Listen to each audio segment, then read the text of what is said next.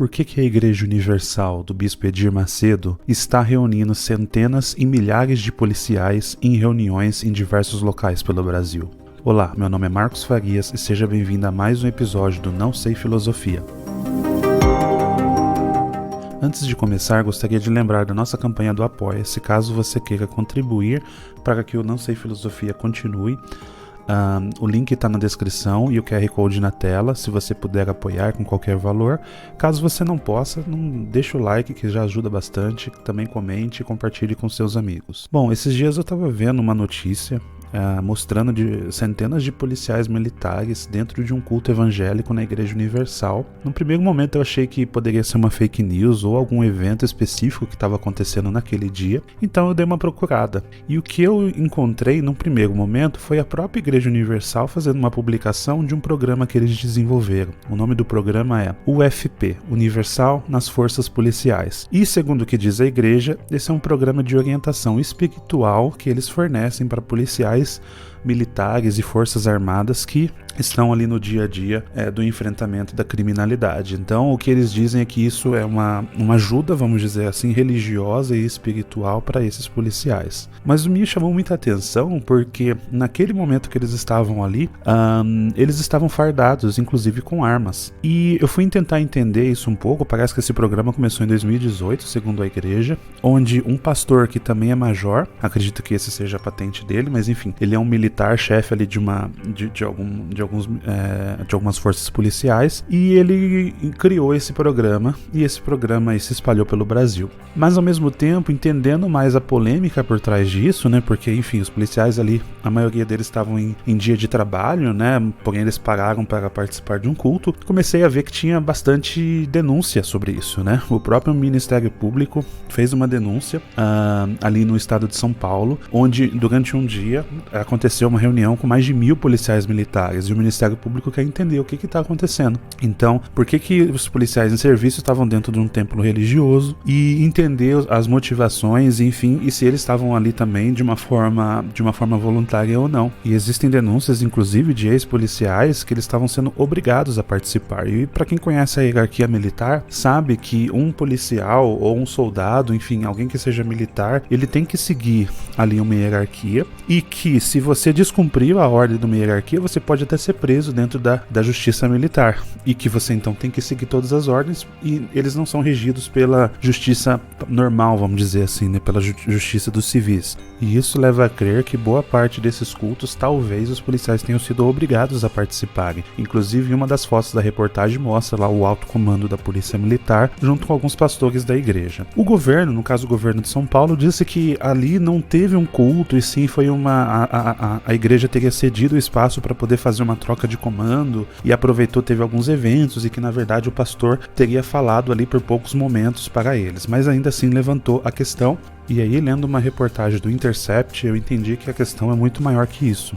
Só em 2023 foram mais de 70 eventos diferentes por todo o Brasil, onde a igreja promoveu esses encontros, né? Então essa reportagem ela trata um pouco de como que isso acontece, e na verdade não é apenas essa questão de troca de comando, como o governo diz, e sim algo mais sistemático. Mas qual que é o problema com isso? As pessoas podem falar, os policiais estão apenas indo para a igreja, isso não tem algum problema evidente. Bom, a primeira questão que levanta é que tipo de doutrinação, que tipo de comunicação está sendo tratada ali com os policiais. Os policiais, no final do dia, eles são funcionários públicos, eles estavam ali em serviço, então a gente está pagando o salário deles. E a igreja, ela não tem esse papel, ela tem um papel sim de orientação espiritual voluntária, lembrando que, né, que a gente não, nosso estado é laico, a gente não tem uma religião oficial, então os agentes públicos eles não têm nem obrigação, nem dever, enfim, com nenhuma religião, eles têm a liberdade individual deles de congregar onde quer que eles queiram ou não, né? E aí levanta um ponto, né? Se eles estão ali obrigados, isso é um problema. Se eles estão ali fardados e armados, é um outro problema. Então perceba, é uma série de polêmicas ali que a gente pode começar a se questionar os motivos da igreja estar fazendo isso. Cabe lembrar que algumas das doutrinas da Universal diz, por exemplo, que quem não frequenta aquela igreja é servo do diabo.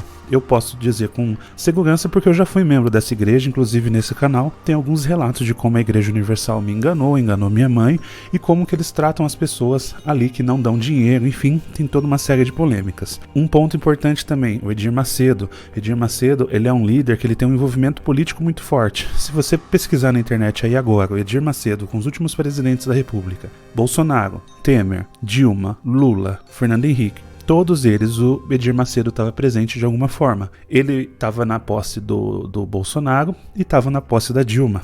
A relação política que ele tem é muito forte. Qual que é o motivo disso? O Edir Macedo, ele é muito inteligente, ele é muito hábil e além de ser um líder espiritual muito hábil, ele é um líder político. Ah, mas eu nunca vi o Edir Macedo na política. Você pode não ter visto, mas ele está lá. O primeiro, talvez mais forte, a evidência disso é o Marcelo Crivella, que é o sobrinho dele.